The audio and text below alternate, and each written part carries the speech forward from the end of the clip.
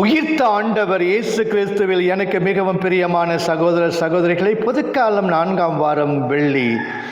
எபிரேயருக்கு எழுதிய திருமடல் இறை இயல் 13 இறைவாக்கியங்கள் 1 முதல் 8 முடிய இப்பகுதி 3 கருத்துக்களை நம்முன் வெளிப்படுத்துகிறது. 1 பிறர் அன்பில் நிலைத்திருத்தல், 2 பொருளாசை தவிர்த்தல், 3 பெரியோருக்கு பணிந்திருத்தல். திருமுகத்தின் இறுதி பகுதியான இன்றைய நாளைய வாசகங்களில் கிறிஸ்துவ வாழ்வின் செயல்முறைகள் பற்றி அறிவுரை கூறப்படுகிறது. இதே போன்ற அறிவுரை பவுலின் திருமுகங்கள் அனைத்திலும் இறுதியில் இடம்பெறுதல் காணலாம். இன்றைய வாசகம் சகோதர அன்பு, விருந்தோம்பல், குடும்ப வாழ்வு, பொருளாசை, நம்பிக்கை, பெரியோரை மதித்தல் பற்றி கூறுகிறது. இவை அனைத்திலும் நேற்றும் இன்றும் என்றும் மாறாத கிறிஸ்துவே 13:8 நமக்கு மாதிரியும் வழித்துணையுமாய் இருக்க வேண்டும். 1 பிறர் அன்பில் நிலைத்திருத்தல்.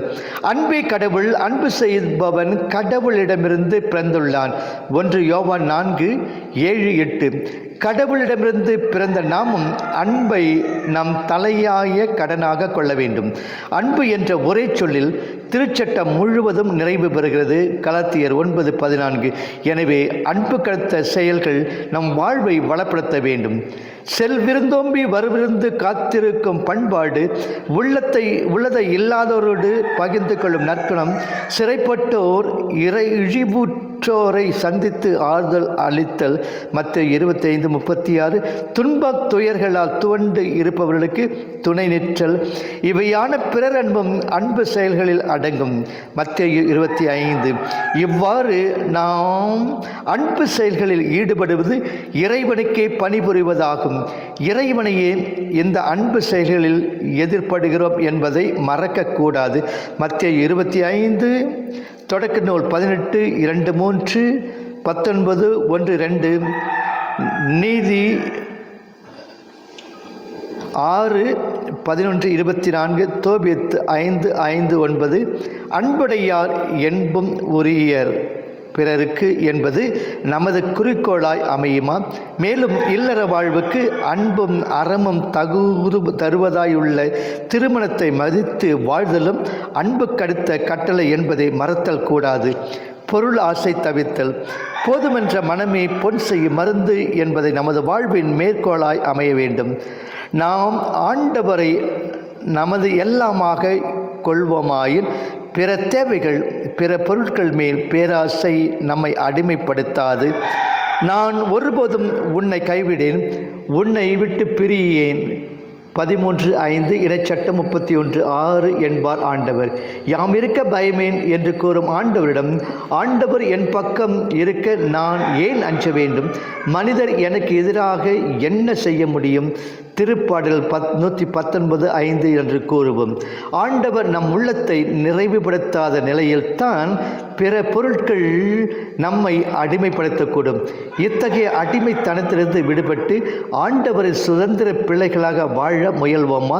பொன்னை மாதரை பூமியை நாடினேன், என்னை நாடிய என் அருள் நாதனே, உன்னை நாடுவதின் உன் அருள் வழி தூய் வழி, தன்னை நாடுவன் தன்னன் தனியனே என்பது நமது வாழ்வின் மேற்கோளாய் அமையுமா? அப்போது உன்னோடும் இருப்பேன், உன்னை கை நெகிழவும் மாட்டேன். யோசுவா 1:5 என்பார் ஆண்டவர். 3 பெரியோருக்கு பணிந்திருத்தல். இங்கு 13:7 பெரியோர் எனப்படுபவர் இறைவார்த்தையை எடுத்து கூறுபவர்கள் ஆவர். அவர்களுடைய நல்வாழ்க்கையை பின்பற்றி அவர்களை மதித்து நடத்தல் வேண்டும். நம்பிக்கை எடுத்துரைப்போர் அந்த நம்பிக்கைக்கு ஏற்ற முன்மாதிரி வாழ்வு வாழ வேண்டும் என்பதும் பெறப்படுகிறது. ஆயர்கள், குருக்கள், துறவரத்தார், பெற்றோர் தாங்கள் போதிப்பதை வாழ்க்கையிலே அன்றாட நடத்தையிலே காட்ட வேண்டும். நீங்களும் எங்களைப் போல நடப்பதற்காக உங்களுக்கு முன்மாதிரி காட்டவே இவ்வாறு செய்தோம். 2 தெசலோனியர் 3:5-9 என்று பவுல் போன்று கூறியக்கூடிய நிலையில் நாம் வாழ்கிறோமா? அதே வேளையில் நாம் எல்லோருக்கும் தலைவரும் ஆதியும் அந்தமான திருவெளிப்பாடு 1:17, எபிரேயர் 13:18 இயேசுவின் மாதிரியை நம் கண்முன் வைத்து நடக்கிறோமா? நம்பிக்கையை தொடங்கி வழிநடத்துபவரும் அதை நிறைவு செய்பவருமான இயேசுவின் மீது கண்களை பதிய வைப்போம். எபிரேயர் 12:2. நற்செய்தியாளர் மாற்கு இயல் 6 இறை வாக்கியங்கள் 14 முதல் 29 முடிய. மக்கள் மத்தியில் இயேசுவை பற்றி பல கருத்துகள் பரவி இருந்தன. ஒரு சிலர் இவர் எலியா என்றனர். பழைய ஏற்பாட்டு இறைவாக்கினரை போல் இயேசுவும் ஒருவர் என்கின்றனர் வேறு சிலர். 8:28, மத்தேயு 2:11, லூக்கா 7:16-19. ஆனால் ஒருவராவது அவர் மெஸ்ஸியா என அறியவில்லை, சொல்லவும் இல்லை.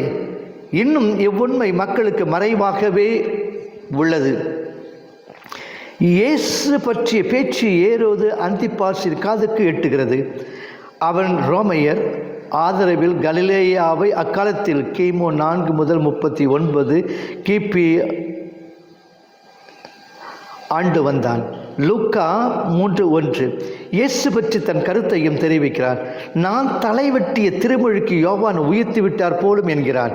இயேசு யார் என்பது ஒவ்வொரு வரலாற்று கூட்டத்திலும் இயேசு யார் என்று ஒவ்வொரு வரலாற்று கட்டத்திலும் மக்கள் பதில் சொல்ல வேண்டிய ஒரு மறைபொருள். குறிப்பாக ஆட்சியில் இருந்து கொண்டு பிறரை அடக்கி ஆள்வோருக்கு அவர் ஒரு சவாலாகவே இருப்பார். எனவே அவர்கள் மக்களை இயேசுவிடமிருந்து திசை திருப்புவதில் ஆச்சரியம் இல்லை. ஆனால் இயேசு இறைவாக்கினராக வரலாறு முழுவதும் முழங்கிக் கொண்டு தான் இருப்பார். இன்று நாம் கூறும் பதில் என்ன? இயேசு எனக்கு யார்? இக்கேள்விக்கு பதில் அளிப்பது ஒவ்வொரு சீடரையும் பொறுப்பாகிறது. இதுவே நம் சாட்சிய பணி என்பதை உணர்வோமாக. திருமுழுக்கரு கொல்லப்படுதல். திருமுழுக்கரு சிறைப்பட்டதையும் 1:14, கொல்லப்பட்டதையும் 6:14-18 ஏற்கனவே குறிப்பிட்ட மார்க்கு முன்பு நடந்த அந்த கோர நிகழ்ச்சியை தாம் அறிந்த வண்ணம் இப்போது விவரிக்கிறார்.